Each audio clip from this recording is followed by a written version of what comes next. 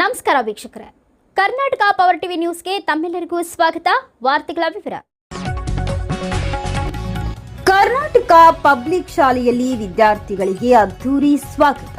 ಎಳಂದೂರು ಪಟ್ಟಣದ ಕೆಪಿಎಸ್ ಶಾಲೆಯಲ್ಲಿ ವಿದ್ಯಾರ್ಥಿಗಳನ್ನ ಉಪಪ್ರಾಂಶುಪಾಲರಾದ ನಂಜುಂಡಯ್ಯರವರು ಬೇಸಿಗೆ ರಜೆ ಮುಗಿಸಿ ಶಾಲೆಯತ್ತ ಹೆಜ್ಜೆ ಹಾಕುವ ಮಕ್ಕಳಿಗೆ ತಳಿರು ತೋರಣ, ರಂಗೋಲಿ ಹಾಗೂ ಹೂ ನೀಡಿ ವಿದ್ಯಾರ್ಥಿಗಳಿಗೆ ಅದ್ದೂರಿ ಸ್ವಾಗತ ಕೋರಿದರು. ಮೊದಲ ದಿನವೇ ಪೋಷಕರೊಂದಿಗೆ ಸಭೆ ನಡೆಸಿ ಶಾಲೆಯಲ್ಲಿ ದೊರೆಯುವ ಸೌಲಭ್ಯ ಹಾಗೂ ಸೌಕರ್ಯಗಳ ಬಗ್ಗೆ ತಿಳಿಸಿದರು. ಸರ್ಕಾರಿ ಶಾಲೆಯಲ್ಲಿ ತಾಲೂಕಿನಲ್ಲಿ ಪ್ರಥಮವಾಗಿ ಕೆಪಿಎಸ್ ಶಾಲೆಯಲ್ಲಿ ಮಲ್ಟಿಪರ್ಪಸ್ ಬೋರ್ಡ್ನ ಅಳವಡಿಸಲಾಗಿದೆ. ಹಾಗಾಗಿ ಪೋಷಕರು ಹೆಚ್ಚಿನ ಸಂಖ್ಯೆಯಲ್ಲಿ ನಮ್ಮ ಶಾಲೆಗೆ ಸೇರಿಸಿ ಎಂದು ತಿಳಿಸಿದರು.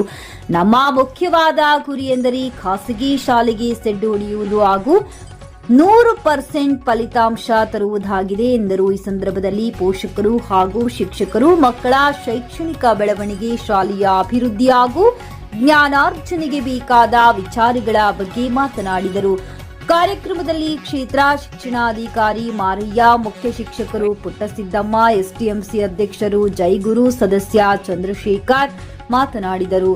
ವಿದ್ಯಾರ್ಥಿಗಳಿಗೆ ಸಮವಸ್ತ್ರ ಹಾಗೂ ಪುಸ್ತಕ ವಿತರಣೆ ಮಾಡಿದರು. ಈ ಸಂದರ್ಭದಲ್ಲಿ ಸದಸ್ಯರು ಕುಮಾರ್, ಶೋಭಾ, ಶಿಕ್ಷಕ ವೃಂದದವರಾದ ತ್ರಿವೇಣಿ, ಮಹೇಶ್, ಪುಟ್ಟಸ್ವಾಮಿ, ಆಶಾ, ಮಂಜುಳಾ, ಗೀತಾ, ಸುಭಾಷಿಣಿ, ಕೀರ್ತನ, ಮಹದೇವಸ್ವಾಮಿ, ಮಾದೇಶ್, ಶ್ರೀಧರ್, ನಾಯಕ್, ಸುಧಾ, ಸವಿತಾ, ಶೋಭಾ, ವಿಜಯ್, ಕುಮುದ, ಮೌನ, ಉಷಾ, ಸೌಭಾಗ್ಯ ಹಾಗೂ ಪೋಷಕರು ಉಪಸ್ಥಿತರಿದ್ದರು. ವರದಿ ಗೂಳಿಪುರ, ಮಣಿಕಂಠ ನಾಯಕ್.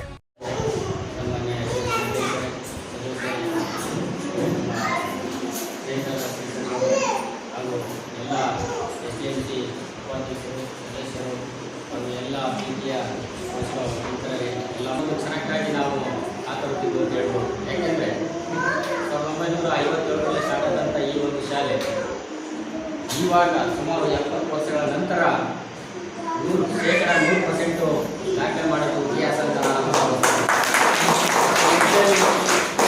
ನಮ್ಮ ಉಪಪ್ರಾಂಶುಪಾಲರು, ಶಿಕ್ಷಕರು ಹಾಗೂ ಪೋಷಕರು, STMC ಅವರು ತೆಗೆದುಕೊಂಡಂಥ ಪರಿಶ್ರಮ ಅಷ್ಟಿಷ್ಟಲ್ಲ.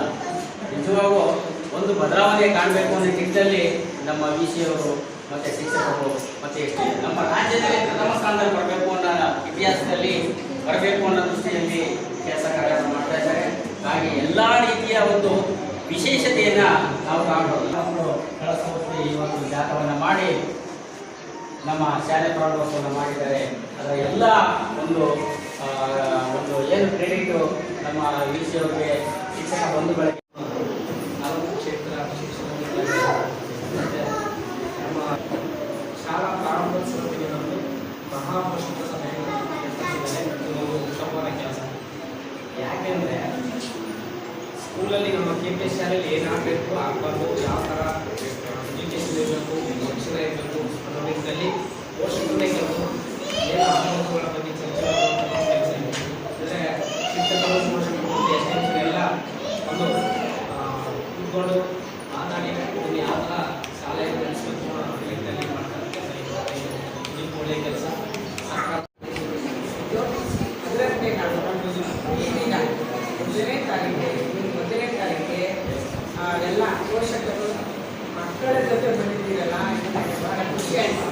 ಹಲವು ಶಾಲೆಗಳಲ್ಲಿ ಮಾಡಿದ್ದೀವಿ, ಆದರೆ ಪೇರೆಂಟ್ಸ್ ಗೊತ್ತಲೇ ಇರಲಿಲ್ಲ. ಅಷ್ಟು ಸಹ ನಾವು ಬರ್ತಾ ಇದ್ದೀವಿ.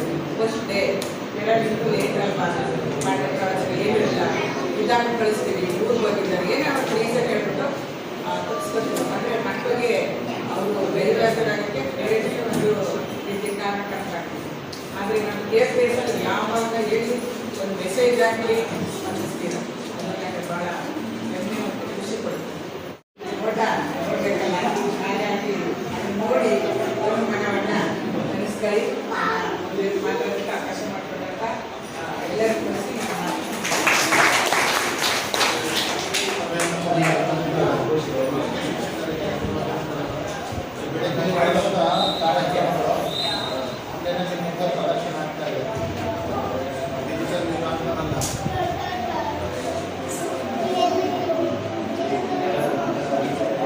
ಸಂದರ್ಭದಲ್ಲಿ ತುಂಬ ಆಸಕ್ತಿ ಇದೆ.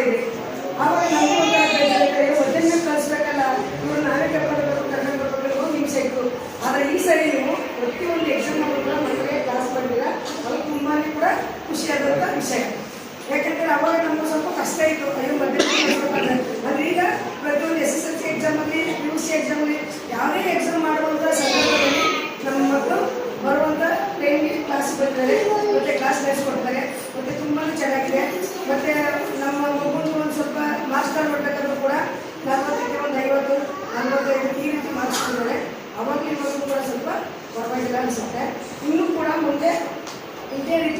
ಮಾಡಬೇಕು. ಯಾವುದೇ ಒಂದು ಎಕ್ಸಾಮ್ಗೋಸ್ಕರ ಮಕ್ಕಳಿಗೆ ರಜಾ ಹಾಕ್ಸೋದು, ಅವ್ರಿಗೆ ಕ್ಲಾಸ್ ಮಾಡಿ ಇರೋದು ಅದೆಲ್ಲ ಸ್ವಲ್ಪ ಕಷ್ಟ ಆಗಿದೆ ಸರ್. ಇವಾಗ ಯಾವ ರೀತಿ ನಡ್ಕೊಂಡು ಹೋಗುತ್ತೆ ಅದೇ ಥರ ಕೂಡ ಮುಂದೆ ನಡ್ಕೊಂಡು ಹೋಗಬೇಕು ಅಂತ ಅನಿಸ್ತಿದೆ ಸರ್. ಸರ್ಕಾರಿ KPS ಶಾಲೆಯಲ್ಲಿ ಪೋಷಕರ ಮಹಾಸಭೆಯಲ್ಲಿ ಕರೆದು ಈ ಶಿಕ್ಷಣದ ಮಹತ್ವವನ್ನು ಮೌಲ್ಯವನ್ನು ತಿಳಿಸುತ್ತಾ ಇದು ಉತ್ತಮವಾದ ಬೆಳವಣಿಗೆ. ಹಿಂದೆ ಅಂತಂದರೆ ನಾವೆಲ್ಲ ಓದಬೇಕಾದ್ರೆ ಹೈಸ್ಕೂಲ್ ಮಿಡ್ಲ್ ಸ್ಕೂಲ್ ಬಂದಾಗ ABCD ಕಲಿತಾ ಇತ್ತು, ಹೈಸ್ಕೂಲ್ ಬಂದಾಗ ಹಿಂದಿ ಕಲಿತ. ಆದರೆ ಇಲ್ಲಿ ಬೇಸಿಕಲಿ LKG UKG ಇಂಗ್ಲೀಷ್ ಶಿಕ್ಷಣವನ್ನು ಕೊಟ್ಟು ಮಕ್ಕಳನ್ನ ಉತ್ತಮ ಸ್ಥಾನಕ್ಕೆ ಅಂತ ಮಾಡ್ತಾರೆ. ಮುಂಚೆ ನಾವು ಆರ್ಪಿಗಳಾಗಿ MRPಗಳಾಗಿ ನಾವು ಸೊ ಇಂಗ್ಲೀಷ್ ವಿಷಯಗಳಿಗೆ ಸಂಬಂಧಪಟ್ಟಂತೆ ಮೋನೋಗ್ರೇಡ್ ಶಾಲೆಗಳಲ್ಲಿ ಬರ್ತವೆ. ಈಗಿನ KPS ಹಾಗೆ PMC ಜೊತೆಗೆ ದ್ವಿಭಾಷಾ ಮಾಧ್ಯಮ ಅಂತ ಅನೇಕ ಕಡೆದಿದೆ. ಅವುಗಳಲ್ಲಿ ಒಟ್ಟು 15 ಜಿಲ್ಲೆಗಳಿಂದ ಜೊತೆಗೆ ಗಡಿನಾಡು ಪ್ರದೇಶಗಳನ್ನು ಸೇರಿಸಿಕೊಂಡಂಗೆ ದ್ವಿಭಾಷಾ ಭಾಷೆಯ ಶಾಲೆಗಳನ್ನು ಪ್ರಾರಂಭ ಮಾಡ್ತಾ ಇದ್ದೀವಿ ಈ ವರ್ಷದಿಂದ.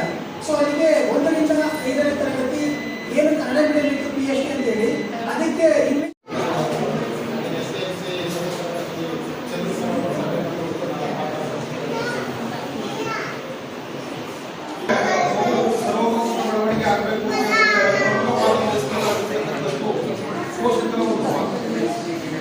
ನಾವು ಪೋಷಕರು ಯಾವ ರೀತಿ ಮಗುವಿನ ಬೆಳವಣಿಗೆಯನ್ನು ಮಾಡ್ತೀವಿ ಅದರ ಒಂದು ಆಧಾರದ ಮೇಲೆ ನಮಗೆ ಶಿಕ್ಷಣ ಸಿಗುತ್ತೆ.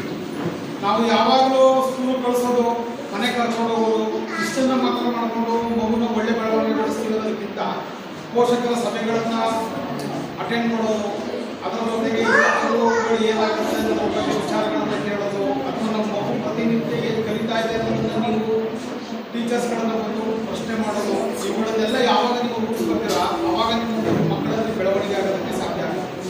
ಯಾಕಂತ ಹೇಳಿದ್ರೆ ಶಿಕ್ಷಣ ಶಕ್ತಿ ಅಂತ ಹೇಳ್ತೀವಿ ನಾವು. ಇವತ್ತು ಶಿಕ್ಷಣ ಸಿಗಲಿರುವಂಥ ಮಕ್ಕಳುಗಳು ಭಾಳಷ್ಟು ನೋವನ್ನು ಅನುಭವಿಸ್ತಾ ಇದ್ದಾರೆ, ತುಂಬ ಸಮಸ್ಯೆಗಳನ್ನು ಅನುಭವಿಸ್ತಾ ಇದ್ದಾರೆ. ಯಾಕಂತ ಹೇಳಿದ್ರೆ ಈ ಒಂದು ಪ್ರಪಂಚದಲ್ಲಿ ಈ ಒಂದು ಆಧುನಿಕ ಯುಗದಲ್ಲಿ ಶಿಕ್ಷಣ ಭಾಳ ಅತ್ಯುನ್ನತ. ಹಾಗಾಗಿ ನಮಗೆ ಹೆಚ್ಚಿನ ಒಂದು ಕಾಳಜಿಯನ್ನು ವಹಿಸಬೇಕಾಗಿರ್ತಕ್ಕಂಥದ್ದು ಏನಪ್ಪ ಅಂತ ಹೇಳಿದ್ರೆ ಶಿಕ್ಷಣಕ್ಕೆ ಆದ್ಯತೆ ಕೊಡಬೇಕು. ಇವತ್ತು ಶಾಲೆ ಬಿಟ್ಟ ಮಕ್ಕಳು ಎಲ್ಲೂ ಕೂಡ ಸಿಗೋದಿಲ್ಲ. ಹಾಗಂತ ಹೇಳಿ ಶಾಲೆ ಕಳಿಸಿದ ತಕ್ಷಣ ನಮ್ಮ ಮಕ್ಕಳು ದುಡಿಯೋದು ಆಗ್ತಾರೆ ಅಂತಕ್ಕಂಥದ್ದು ತಪ್ಪು. ಹಾಗಾದ್ರೆ ನಾವು ಮಕ್ಕಳನ್ನ ಬೆಳವಣಿಗೆ ಹೇಗೆ ಮಾಡಬೇಕು? ಪ್ರತಿನಿತ್ಯ ನಾವು ನಮ್ಮ ಮಕ್ಕಳನ್ನ ಮಾನಿಟರೈಸ್ ಮಾಡಬೇಕು.